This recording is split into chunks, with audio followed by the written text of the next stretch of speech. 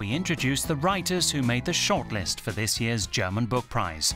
4 women and 2 men. We start with Susanna Röckel and The Bird God, a contemporary Gothic thriller.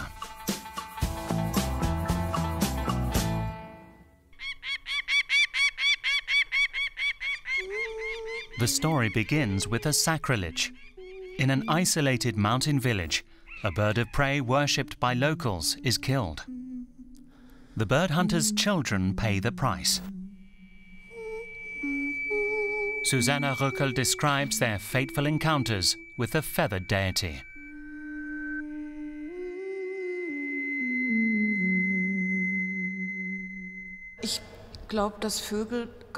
I think birds, especially birds of prey, have always captured the human imagination because they are such simple beings, and yet they surpass us in many ways.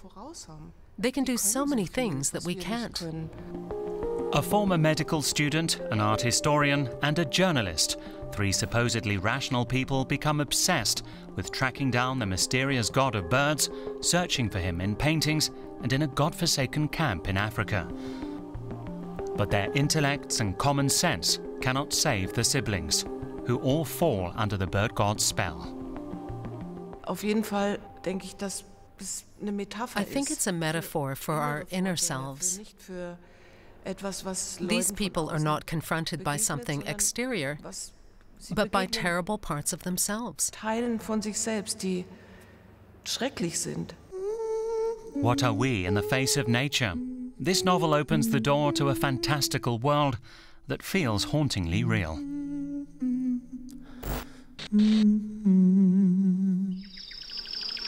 In 6 Suitcases, Maksim Billa goes on a journey through history with a Jewish family. What must it be like to be the son of Russian Jews constantly on the move, seeing family members scatter across the world and never feeling at home? Maksim Billa's novel captures a sense of immigration fatigue. The author drew on his family's own experience.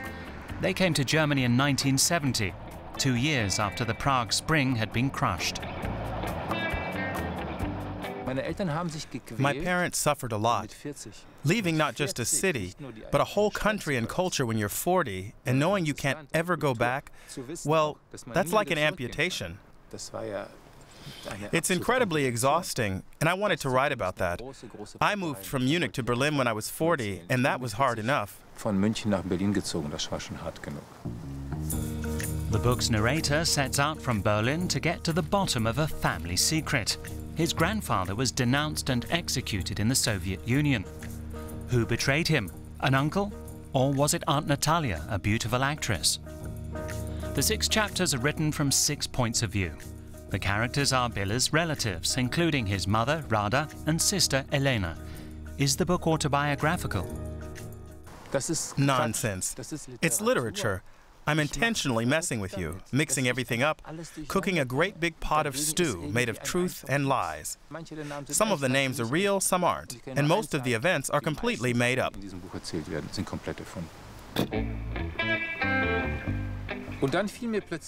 God knows why.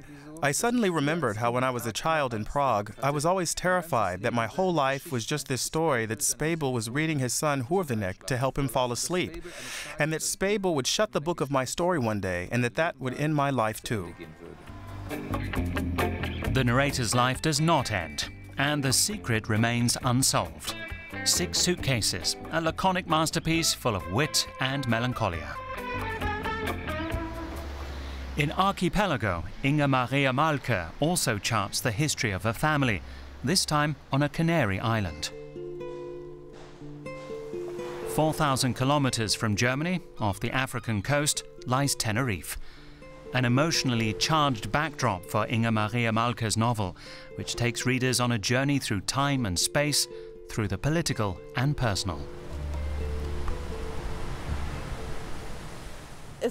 The island is on the periphery of Europe, and it's always interesting to tell a story from that perspective. But more importantly, this island didn't fit in with bourgeois German suburbia, where I grew up.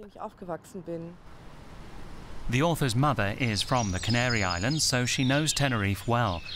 Her book tells the story of 3 families belonging to different classes in society, spanning birth, adultery, love and death. The story is overshadowed by historical milestones: the Spanish Civil War, the Franco dictatorship. María Mahlke travels backwards in time from the present to 1919, a narrative challenge. I had to take everything I know about storytelling, about building suspense and conveying information, and forget it or turn it upside down. Despite the complexity of the story, her prose is calm and clear. I dislike opulence and corniness. It's basically sentimentality, a sort of beautified retrospective. Nothing is beautified in this epic tale. Both time passing and isolated moments are masterfully depicted. I think every moment is the sum of all past moments. The past is still present. Stefan Tomei's novel God of the Barbarians is set during the Opium Wars in 19th century China. People are starving. Those in power are amassing wealth. It's a tinderbox. Riots ensue. The Taiping Rebellion is one of the bloodiest civil wars of all time, with a death toll of 30 million. In God of the Barbarians, Stefan Tomei writes about this tragedy. The author has lived in Taiwan for many years. He depicts a faraway world on the brink of a new era. The rebellion is led by the charismatic mystic Hongshu Chuan. He and his growing numbers of followers see themselves as Christians. The leader was in contact with Christian Protestant missionaries in Hong Kong, and from his dreams and feverish fantasies, he came to the conclusion that he was the Son of God, God's second son, the younger brother of Jesus Christ, and that God is urging him to topple the emperor and make China a Christian empire. Den Kaiser vom Thron zu stürzen und China zu einem christlichen Reich zu machen. It's a war on all fronts. The British and the French muscle in too, as they want to force the free opium trade. It was a collision of worldviews and political ideas, a clash of historical systems of order, and the question was, what form should world order take? Who has the right and power to decide what kind of a world we will live in? The novel's central character is a young German missionary. He experiences destruction and violence on his journey through the war zone and increasingly questions his own Western values. God of the Barbarians is both a historical novel and an adventure story. It reads like an allegory of present-day religious fanaticism. The Cat and the General by Georgian-born Nino Haratischwili tells the story of a Russian oligarch and the rubble left by the crumbling of the Soviet Union. Nino Haratischwili peers into the very depths of her characters' souls. In The Cat and the General, she uses different perspectives to tell the tale of a monstrous crime and of the First Chechen War. The book is inspired by real-life events. Hate was all-pervasive. People were fleeing, their nerves frayed by curfews and cold. The dead in the muddied snow were so disfigured, they were unrecognizable as fallen, as if the war was creating a new category, a new kind of human. The central figure is Alexander Orlov, a sensitive Russian turned perpetrator by the war. Together with other soldiers, he raped and murdered a young woman in a mountain town in Chechnya. What's crazy about this real-life case is that the unit was on a kind of holiday. They were on leave to recover from the fighting. But then they couldn't stand it. They started waging a kind of war within a war. 20 years on, Orlov is a rich oligarch known as the General.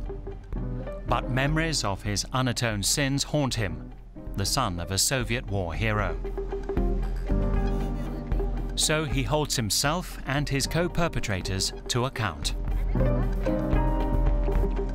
I wanted to depict a person who begins seeking some form of punishment because he knows he's done wrong. And he sees the finality of that and realizes he can't go on living his life as before. A story akin to a classic tragedy. Nino Haratischwili explores crime and punishment, wars inside heads, and the evil within us all. Now to Argentina and the onset of the military dictatorship in the 1970s.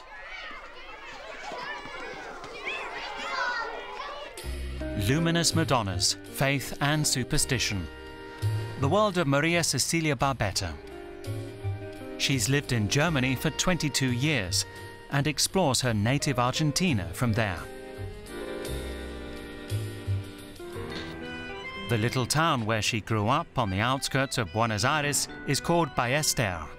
It's a melting pot where migrants from all over the world come to seek a better future. Life in Argentina is not easy, but people are used to fighting hard for the things they love. The heroes of her novel are hairdressers, laundromat owners, or car mechanics like Barbetta's grandfather. With all their hopes and fears, they congregate in the Utopia car workshop. Anyone who wants to build up an honorable life in Argentina needs a vision. We need a utopia. There's no way around it. The reader experiences major political events through the eyes of ordinary people. The death of President Perón, the terrorism of the 1970s, and social divisions on the eve of the military dictatorship. I wanted to write about what I know well. Of course, it was life in a dark era, a time filled with threats, kidnappings, murders. But still, all of these people sought out the light in their everyday lives, the little things that make life worth living. María Cecilia Barbetta's opulent novel, Night Glowing, is steeped in affection for its characters and depicts a torn society seeking its identity. 6 writers, 6 rivals for the German Buchpreis, all worthy contenders. We'll find out the winner on October the 8th.